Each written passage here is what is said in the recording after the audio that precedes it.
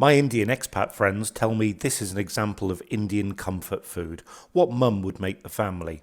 Extremely cheap to make, full of flavour, and a little taste of rural village life. Here's the ingredients list. I'll put a copy of these down in the comments below so you can copy. So let's start our easy mum-style curry. I've got all my masala ingredients here, and you'll notice they're not they're only roughly chopped. They're not finely chopped. You can see I haven't even bothered chopping the garlic, for example. I've just grabbed a bunch of coriander. So this particular curry is going to be so quick to make. So I've got our oil and I've got my wok out or karai, and what I'm going to do now is literally on medium heat. I don't want these to brown. I'm literally just going to pop everything in.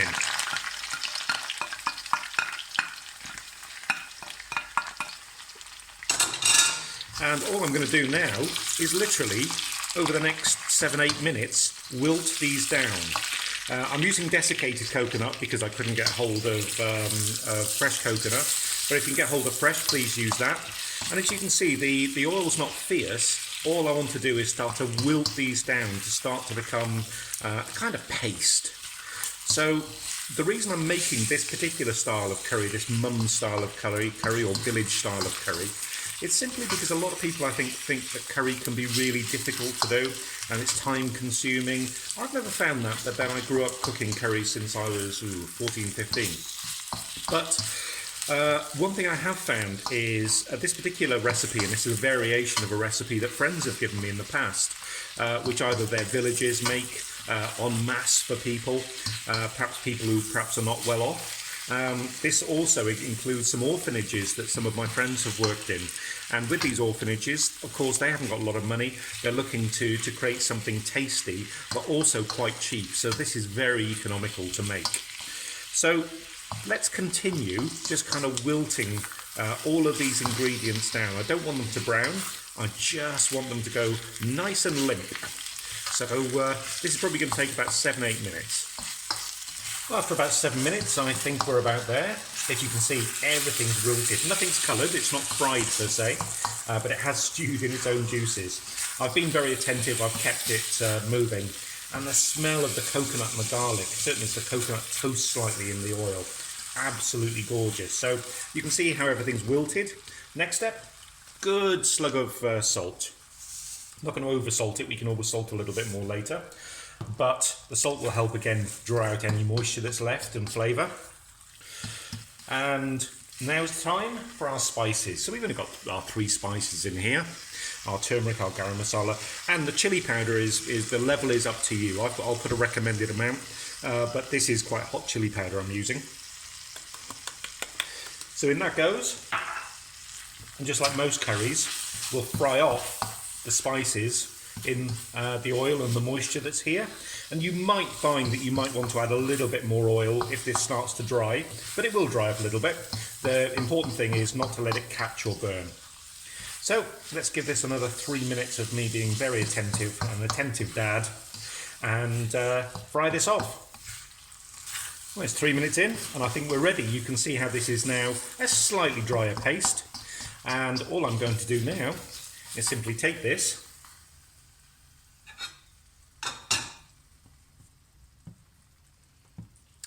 and pop this onto our plate, and I'm going to get every single last bit of this out.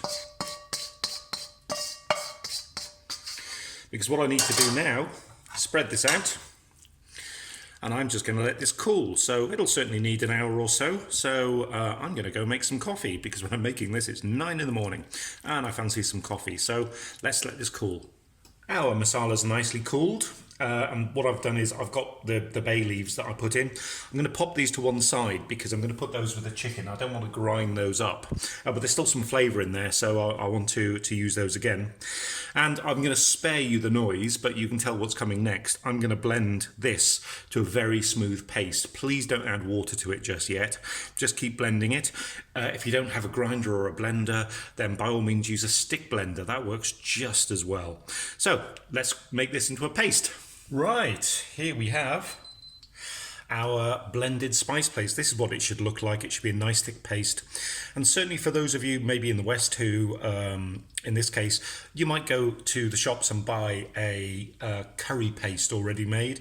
This is kind of what it already is, except this, of course, has got no additives, preservatives, dairy, or any kind of sugar. Sugar's a big thing they put in those to make them sweeter, when in fact we've got the coconut in there already. So this is our paste, completely vegan at this point. And what I'm going to do now is fry this off. Better take that out. Medium heat again. In this goes. You can hear it's not a massive, massive sizzle.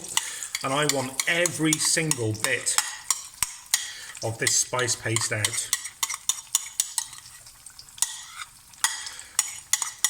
Yeah, sorry, it's a bit laborious, but that's what I'm trying to do. So, out that goes.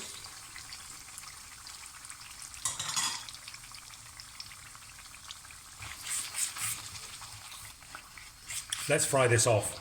Now again, don't add any water to this at this moment in time. What we're doing is cooking the masala off. And you'll see I'm using exactly the same pan. I haven't actually cleaned the pan at all. Just using the same one. Let's turn that up a little bit. It might be a bit cool. So what I'm going to do now is fry this off.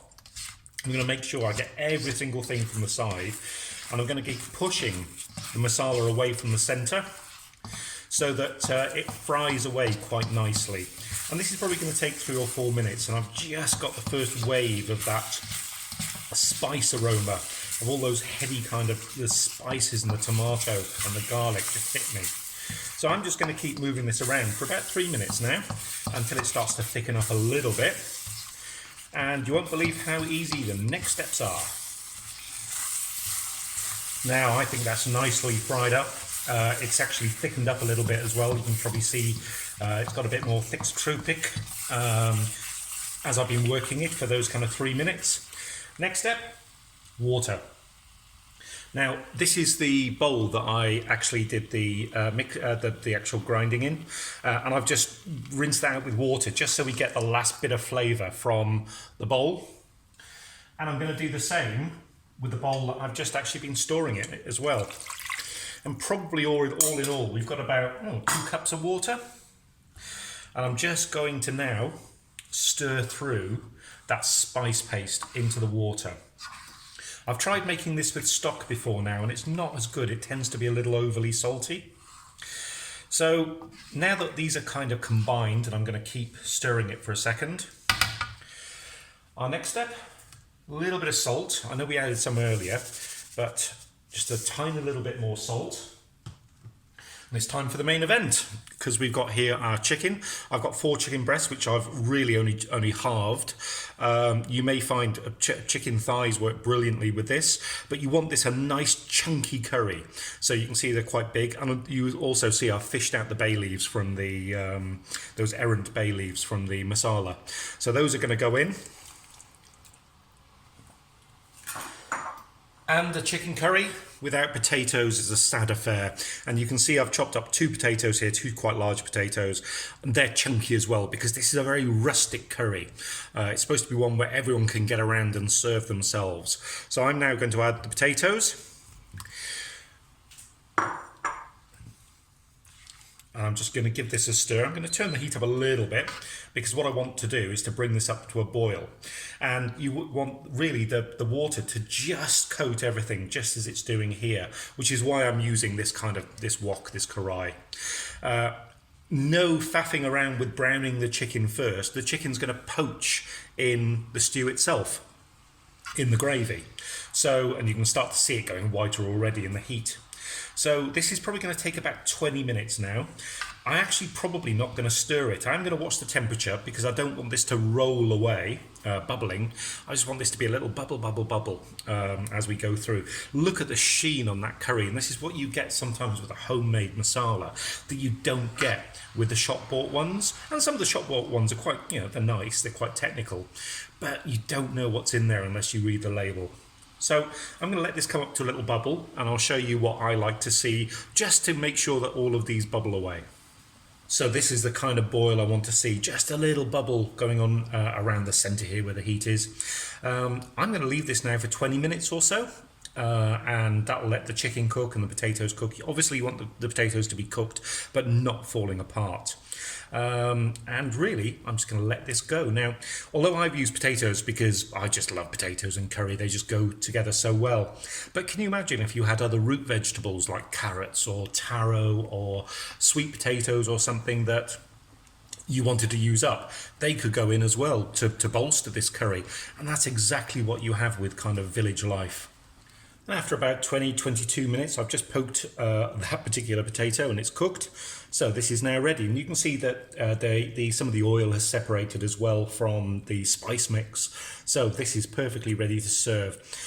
Friends of mine who are expat Indians in the UK often describe this, although it's a simple curry, as being the equivalent in the UK or America as chicken soup. E.g., if someone wants to be reminded of home or they're not feeling too well, they'll make this kind of village or mum's curry just so they have a little reminder of home. And here's our humble curry made for my expat friends. Full of flavour from the loose gravy, which is perfect for being absorbed by the fluffy white rice. So if you like this video, why not subscribe and see the other recipes uploaded? Here's one. Until next time, bye.